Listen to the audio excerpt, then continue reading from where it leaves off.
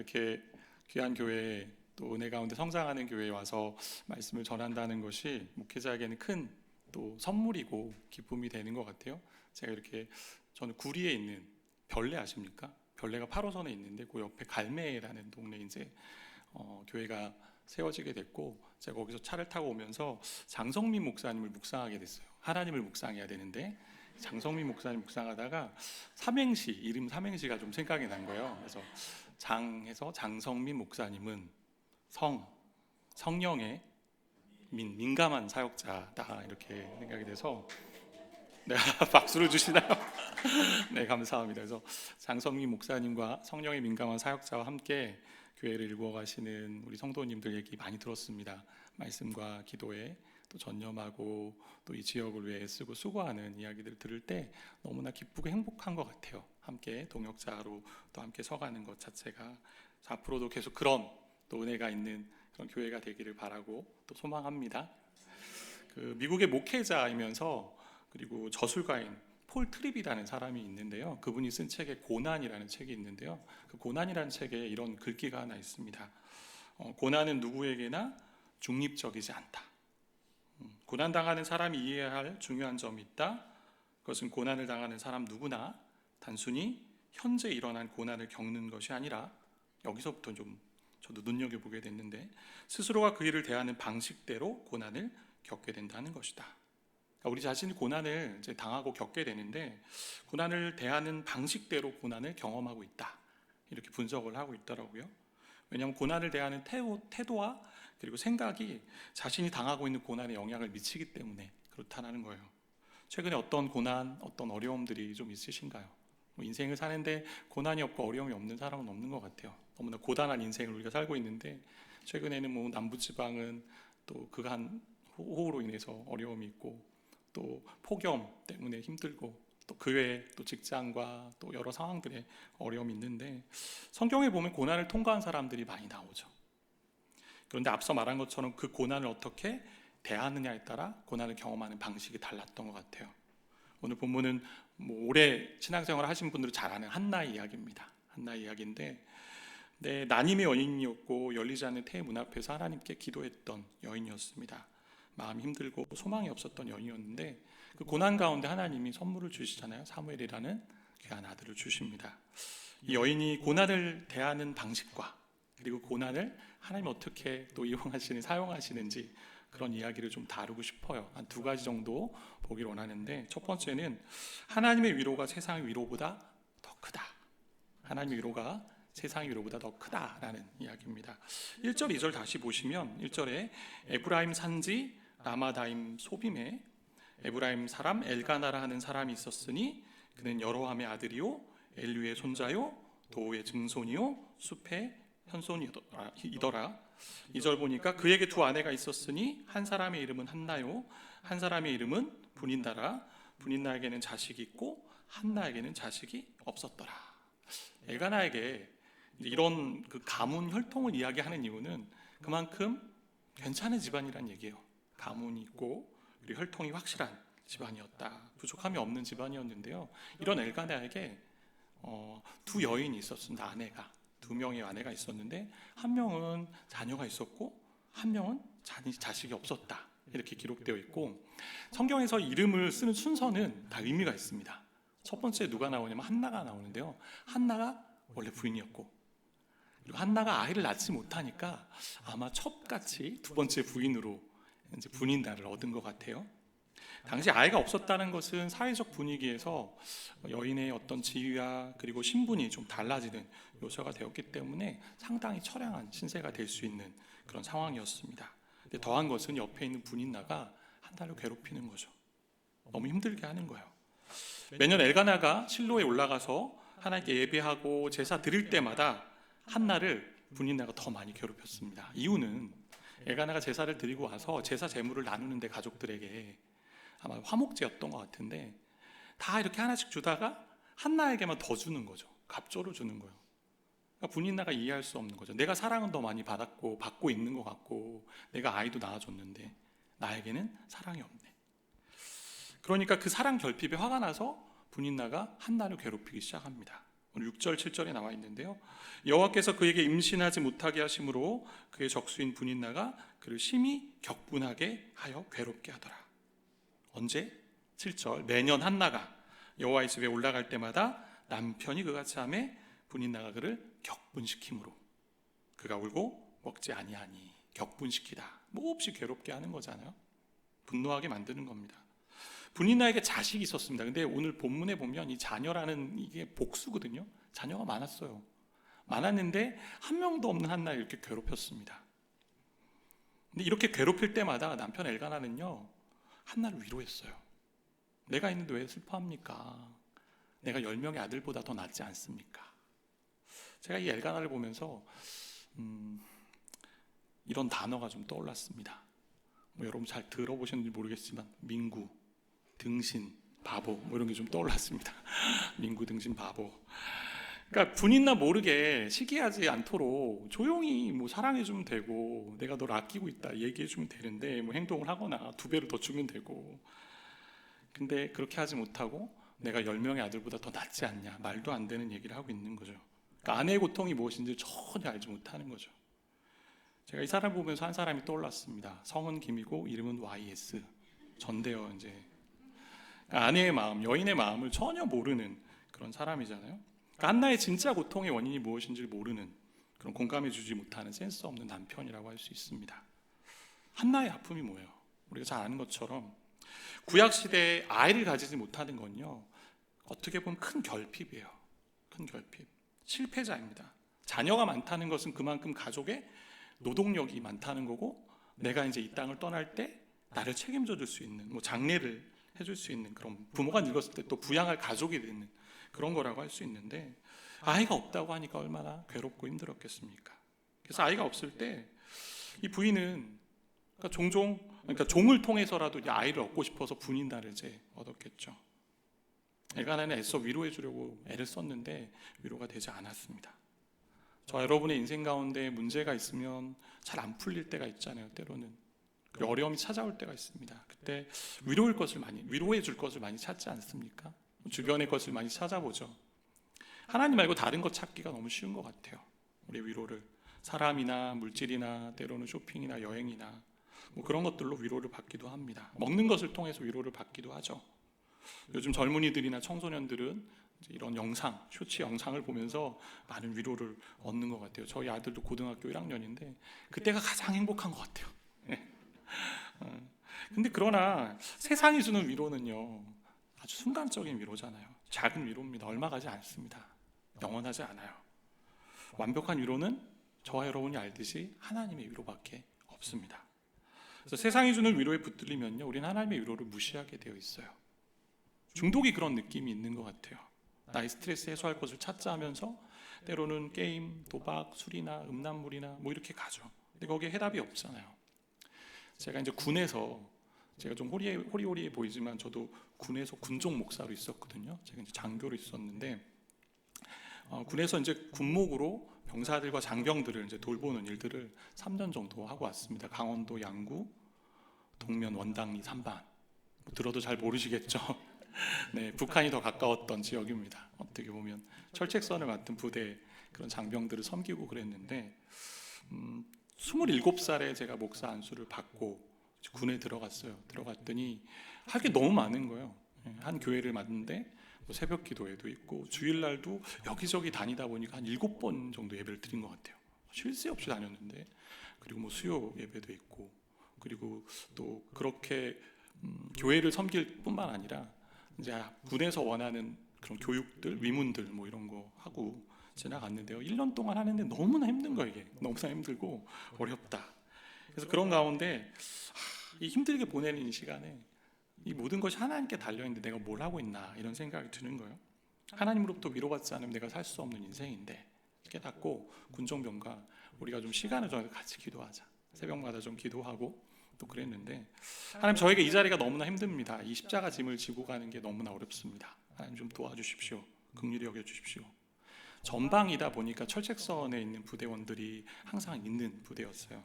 실탄을 들고 나라를 지키기 때문에 우리가 과거에 뉴스 기사를 통해서 경험했던 그런 일들이 벌어집니다. 분노 조절이 안 되는 그런 병사들이 그냥 쏘면은 너 죽고 나 죽고 이럴 수 있는 곳이 바로 전방이었는데요. 그리고 또한 산악지대였기 때문에 발을 잘못 디디면 낭떠러지로 떨어질 수도 있고, 그리고 운전에 조금이라도 실수가 있으면 그 차가 떨어질 수 있는 지역이었어요. 그래서 함께 기도했습니다. 우리 군종병과 함께 또 우리 교회 나오는 우리 장병들 또 군인 가족들과 더불어 함께 좀 기도했는데, 새벽마다 같이 기도하면서 하나님 이 땅에 죽음의 영이 좀 떠나게 해달라고, 사망의 영이 떠나게 해달라고, 우리 병사들을 제발 좀 지켜달라고 그렇게 기도했습니다. 한 번은 판타지 소설을 읽다가 사후세계에 동경이 생긴 한 병사가 있었습니다. 그래서 정말 죽음 이후의 세계를 좀 가고 싶어서 죽기로 결심한 거예요. 이 친구가 전방에 있는 철책선을 담당하는 부대에 있는 친구였는데, 그래서 이 친구가 죽고 싶어서 어디로 가냐면 숲속길로 그냥 내려오기 시작했는데요. 근데 전방에 가면 어떤 일이 있냐면 6.25 때 쥐레들이 있었잖아요. 그게 막 뭐 민물에 또 때로는 흘려 내려가고 이래서 아직 쥐레가 있는지 아닌지 작업하지 않은 그런 지역은 접근 금지로 되어 있고 들어갈 수가 없는데, 그 길로 막 내려간 거예요. 어디든 터지나 보자 하는 마음으로. 근데 계속 내려왔는데도 뭐 그냥 잘 살아 내려오니까 그래도 죽고 싶다는 마음에 운동화를 신고 갔는데 운동화 끈을 풀러가지고 목을 매단 거예요. 근데 운동화 끈은 금방 끊어집니다. 그래서 이 친구가 살았는데, 그러고 계속 산 밑에까지 내려왔어요. 혼자 앉아 있었는데 지나가던 마을 주민의 신고로 이 친구가 잡혀가지고 부대로 들어왔습니다.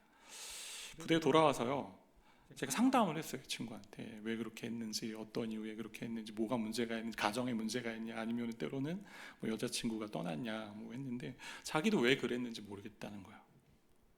그래서 감사한 것은 이 친구가 이제 신앙생활하고 그리고 전역을 잘 마무리했는데 건강하게. 또 한 번은 이제 군용 트럭을 타고 가던 우리 병사들 2명 있었습니다. 운전자가 있고 운전자 옆에 또 선탑자로 한 명이 같이 꼭 타고 가는데요. 큰 트럭인데 이게 낭떠러지에 떨어졌어요. 근데 너무 신기한 것은 차는 거의 뭐 꺼낼 수 없는 만큼 부서졌는데 이 2명은 찰과상만 난 거예요. 부대장님이 너무 행복해가지고 이 친구들이 살아 돌아왔다고 그래서 포상 휴가를 줬습니다. 너희가 살아 돌아왔기 때문에 너무 감사하다는 마음에. 그러니까 주변 부대에 여러 안 좋은 소식들이 있었음에도 불구하고 제가 3년 정도 이제 단기로 근무했는데 우리 부대에는 그런 일들이 없었어요. 그게 저한테는 위로 중에 큰 위로였습니다.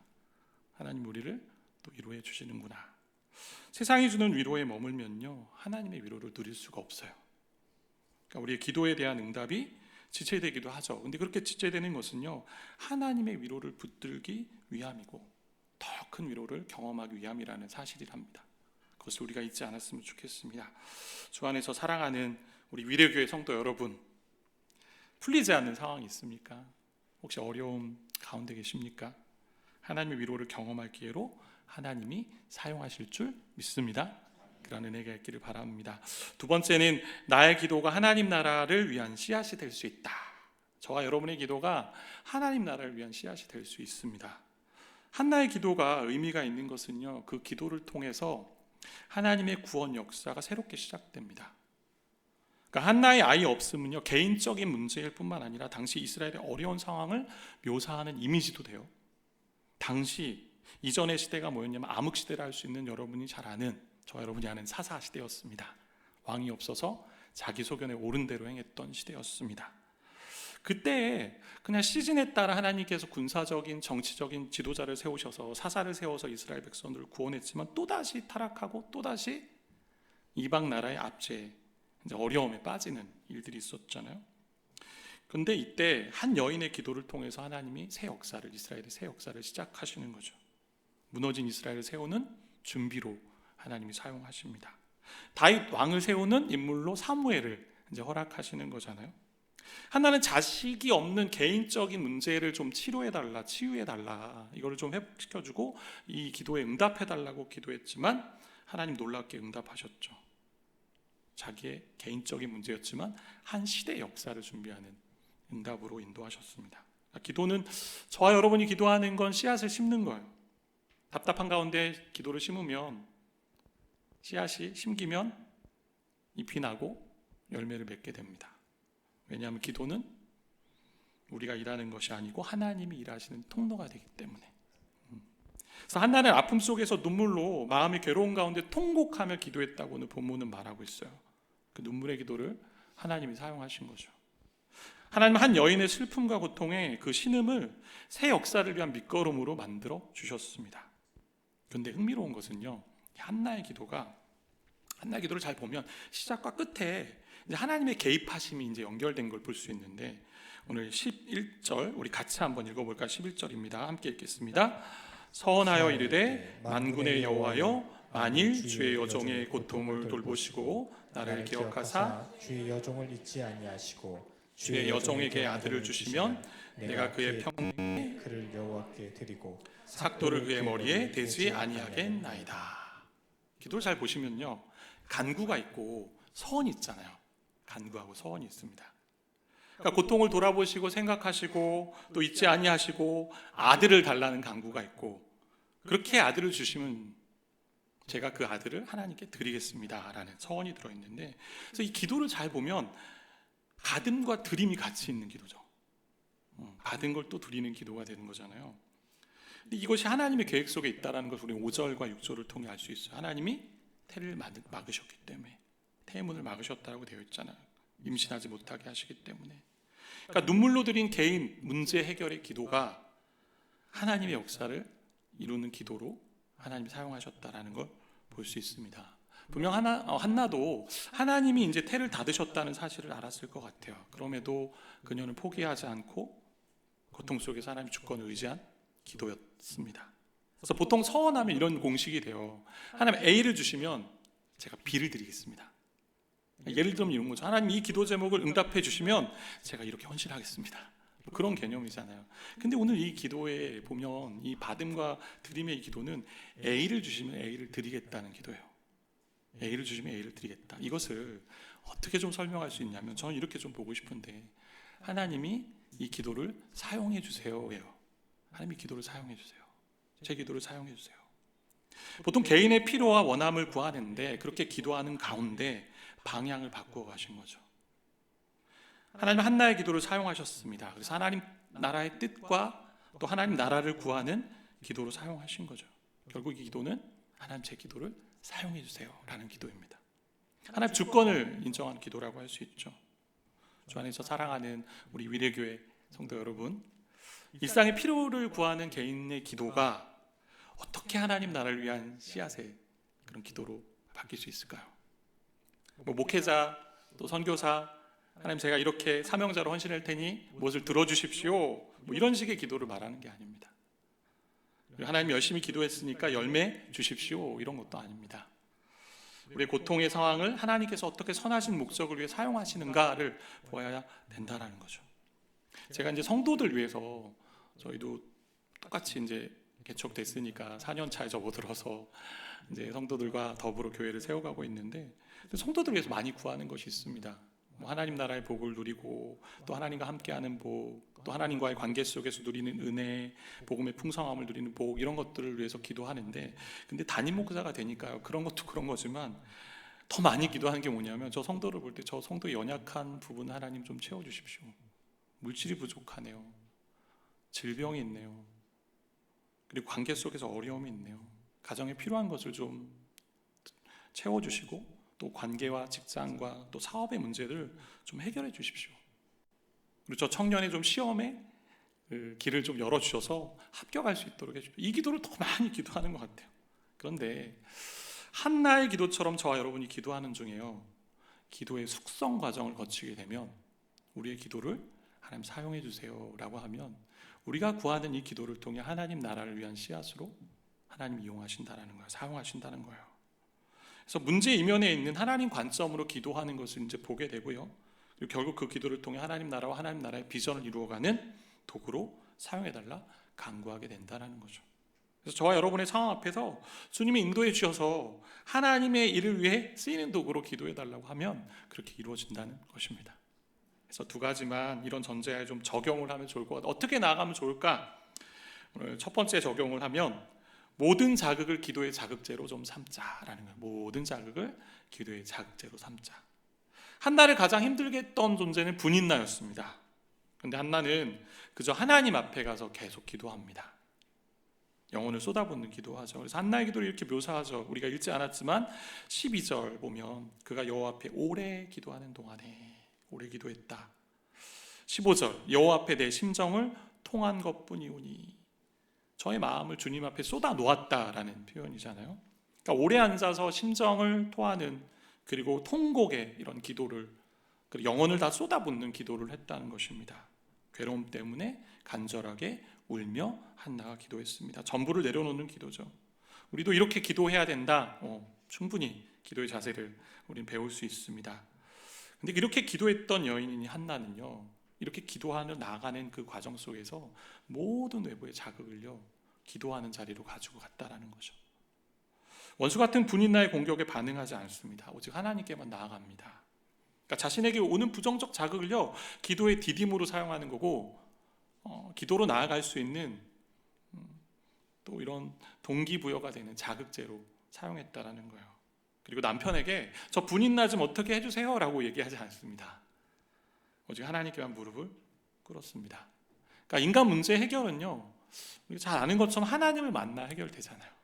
하나님 함께 해주셔야 해결되는 거고, 창조주 하나님, 또 구속주 하나님, 그리고 지금도 우리를 돌보시고 인도하신 그 하나님을 만날 때 해결됩니다. 그러니까 우리는 하나님을 의지할 때 하나님이 일하심을 경험하는 자로 우리가 부름 받았잖아요. 그래서 사람과의談판이 아니고 하나님과 만남이 필요하고, 또 하나님 앞에서 대면하는 것이 필요합니다. 그래서 저와 여러분은 가운데 부정적인 요소들이 올 때마다 그래서 기도의 자극제로 삼으시길 바랍니다. 저 여러분에게 분인나가 있나요? 지금 떠오르는 분 계신가요? 혹시 분인나? 제가 이제 오카네 목사님 과거에 설교한 이 본문을 가지고 설교한 적 제가 기억이 나는데, 그때 이 분인나에 대해서 이렇게 설명을 하셨는데요. 벌써 되게 오래전인데 그 당시에 이렇게까지 참 설명을 할 수 있다는 게 너무 감동이었고, 그래서 제가 잠깐 좀 소개를 하면, 분인나가 누구냐, 같이 사는데 또 근처에 있는데 힘들게 하는 사람이 분인나잖아요. 우리 안에 분인나들이 다양하게 이렇게 있다. 그러니까 분인나는 빈둥거리며 돈을 뜯어가는 시동생일 수 있고, 분인나는 자기밖에 모르는 시어머니일 수 있고, 보기만 하면 시샘하고 투정하는 올케일 수도 있습니다. 늙은 부모님 맡겨놓고는 얼굴도 내밀지 않는 형님일 수도 있습니다. 부모의 재산을 홀로 독차지하는 형제일 수도 있습니다. 그리고 신앙생활을 못하게 하는 남편일 수도 있습니다. 사채하며 돈을 낭비하는 아내일 수도 있습니다. 말을 잘 듣지 않고 가슴에 못질만 하는 자식일 수도 있습니다. 그리고 만날 때마다 마음은 공감해 주지 않고 무조건 명령하고 비난만 하는 아버지일 수도 있습니다. 그리고 만나기만 하면 제 자랑만 늘어놓고 거만을 떠는 이웃사람일 수도 있습니다. 그리고 직장에서 자기 일을 남에게 미루는 직장 동료일 수도 있습니다. 다양한 분인나들이 있는데, 이런 사람들 도무지 사랑할 수 없고 우리 근처에 있지만, 그런 사람이 있을 때 한나는요, 하나님께로 나아가는 자극제로 삼았다라는 거죠. 분립한 지 이제 4년 차가 돼서 성도들이 이제 담임 목사에 대한 기대가 크다는 걸 점점 깨닫는 것 같아요. 우리 목사님만큼은 좀 말씀대로 살았으면 좋겠고, 우리 목사님만큼은 정말 신실했으면 좋겠고, 그러다 보니까 제가 이제 기대에 잘 미치지 못하는 모습이 조금이라도 보이면 대략 이런 식이 되는 것 같아요. 목사님도 말씀하신 대로 잘 못 사시는 것 같은데 점점점 이렇게 나와요. 그럴 때 이제 저도 얘기하죠. 맞습니다. 저도 그렇게 살려고 애를 쓰고 저도 공사 중입니다. 계속 변화되어 가는데, 그럼에도 그런 이야기를 들으면 마음이 좀 불편해요. 꿀꿀하고 좀. 선배 목사님이 본인 친구 얘기를 이렇게 한번 해주신 적이 있어요. 본인 친구도 목사님이신데, 그 목사님이 가끔 그 목사님에게 어려움을 주는 사람이 나타나면 이런 식으로 기도하셨대요. 그 어려움을 주는 사람을 위해, 하나님 그 어려움이 주는 사람의 그 가정에 자녀가 있는데 아들이 있으면 목회자가 되게 하시고 딸이 있으면 사모가 되게 해주십시오. 막 이렇게. 그래서 우리가 그렇게 기도할 수는 없지만 뭐 이런 거죠. 뭐 너도 좀 고생해봐라. 뭐 이런 거겠죠. 근데 그렇게 기도하지 않니, 영광이 부르심에 그렇게 기도하고 싶진 않고, 그러니까 주변의 상황, 그리고 주변에 어렵게 하는 사람들, 분이나 같은 존재가 있을 때에 우리 기도의 자극제로 다 삼을 수 있다는 거잖아요. 모든 문제 해결자이신 하나님께 반응하는 자리로 나아가길 원하신다라는 게 오늘 말씀이잖아요. 그래서 시편 109편에 보면 이런 말씀이 있는데요. 그들이 악한 입과 거짓된 입을 열어 나를 치며 속이는 혀로 내게 말하며 또 미워하는 말로 나를 두르고 까닭없이 나를 공격하였음이니이다. 4절 우리 같이 함께 읽어볼까요? 나는 사랑하나 그들은 도리어 나를 대적하니 나는 기도할 뿐이라. 대적할 때마다 기도할 뿐입니다. 이게 이제 우리가 가야 할 길인 것 같아요. 예수님이 그렇게 가셨으니까. 그럼 제가 이 본문을 보면서 이런 생각도 좀 들었습니다. 그러니까 한나가 기도할 때 그의 고통이 그녀를 신학자로 만든 것을 좀 보게 되는데요. 만군의 여호와여, 이 구절이, 이 문구가, 그리고 이 용어가, 그리고 하나님의 이름이 처음 어디에 나타나면 여기서 나타나요. 만군의 여호와여. 한나가 이걸 고백합니다. 그러니까 사무엘상 1장에 와서야 처음으로 나오는 단어로 개역개정 성경에 보면 나와 있는데, 그러니까 만군의 여호와란 얘기는 하늘과 땅, 온 천지 만물 어디서든 모든 군대의 주인이 되시고 최고의 군사령관 되신다라는 그 하나님, 그 하나님의 이름을 부르는 거죠. 그리고 자신에 대해서는 한나는 종이라고 표현합니다. 그러니까 이 말은 하나님, 이 군대 장관 되신 하나님이 이야기하시면 전 다 순종하겠습니다. 저는 무조건 순종입니다. 복종입니다. 라는 게 담겨있는 기도라고 할 수 있어요. 그러니까 이 기도의 숙성 과정을 통해 가면 갈수록 결국 구함과 드림이 있는 이 기도 가운데 하나님이 어떠한 분이신지, 그리고 내가 얼마나 연약한 존재인지를 우리는 구하게 된다는 거죠. 이것이 신앙생활에 있어서 믿음 생활의 깊이를 더해가는 아주 중요한 그런 모습이 됩니다. 그래서 하나님의 크심과 나의 약함을 보는 것이 신앙생활에 있어서 점점 우리가 성장하는데, 달려갈 수 있는데 도움이 되는 그런 신앙의 자리라고 할 수 있어요. 그런 자극이 있을 때 우리가 하나님의 크심을 보고 나약함을 보면서 우리 하나님께로 나아가기를 소망합니다. 두 번째, 마지막인데요. 여호와의 집을 향하는 신앙, 이게 이제 적용이라고 할 수 있는데 7절 말씀을 보면 여호와의 집이라는 이제 구절이 있잖아요. 저는 눈여겨보게 되는데요. 한나는 남편 엘가나가 이제 엘가나와 같이 매년 여호와의 집을 찾아갑니다. 매년 했다는 얘기는 습관적인 행동이잖아요. 그리고 꾸준한 행동이잖아요. 그리고 나서 오늘 본문에 보면 모두가 다 먹고 마신 후에도 찾아갔다라고 되어 있어요. 홀로 하나님의 전을 찾았다. 그러니까 하나님과 깊이 대면하는 자리를 그는 사모하며 나아갔다라는 거죠. 당시 예루살렘 성에 이제 성전이 세워지기 전이니까 아마 실로에 있는 성막에 간 것 같은데, 성막이 있는 실로에 간 것 같은데, 한나의 중심은 늘 하나님이었어요. 그리고 하나님이 계신 곳이었어요. 저와 여러분은 이제 성령이 거하시는 전이 되었잖아요. 그래서 언제든지 또 어느 곳에서든지 하나님을 또 만날 수 있습니다. 모든 장소, 모든 시간에. 그럼에도 하나님께서 성막을 주신 걸 보면, 성경에 보면 내가 너와 만나고 싶다라는 표현을 쓰고 있잖아요. 만나기 위해. 성전은 보이지 않는 하나님을 만나고 싶어하는 인간의 연약함 때문에 하나님이요 직접 우리와 저와 여러분과 만나시겠다고 디자인하신 하나님의 고안품이라고 할 수 있어요. 우리가 만나고 싶다. 이 자리에 오면 늘 만날 수 있다. 우리 어디서는 만날 수 있지만 여기는 확실하게 보장된 장소다. 제가 목회하면서 안타까울 때가 있는데 종종 성도님들 중에 이제 어려움이 있으면 제일 먼저 내려놓는 게 교회예요. 어려움이 있으면 교회를 떠나거나 또 예배를 떠나거나 신앙을 좀 내려놓습니다. 하나님 왜 저에게만 이렇게 힘들게 하십니까 하면서 불평하면서 교회를 슬그머니 떠나고 공동체를 떠나고 예배를 떠나고. 근데 괴로움의 상황이 있다면 포기하지 말고 하나님의 전을 찾아 나와 하나님께 모든 마음을 쏟아 놓을 때 하나님이 세상이 줄 수 없는 크고 놀라운 위로를 우리에게 허락해 주실 것이고, 또 저와 여러분의 기도를 통해 하나님 나라의 놀라운 역사를 이루어가는 그런 씨앗으로 사용할 줄 믿습니다. 그러한 은혜를 사모하는 그런 복된 우리 위례교회 성도님들 되시기를 바라고 축복합니다. 우리 마지막으로 시편 62편 8절 우리 같이 함께 읽고 우리 설교를 좀 마무리하려고 하는데요. 함께 읽겠습니다. 백성들아 시시로 그를 의지하고 그의 앞에 마음을 토하라. 하나님은 우리의 피난처시로다. 셀라. 함께 기도하겠습니다.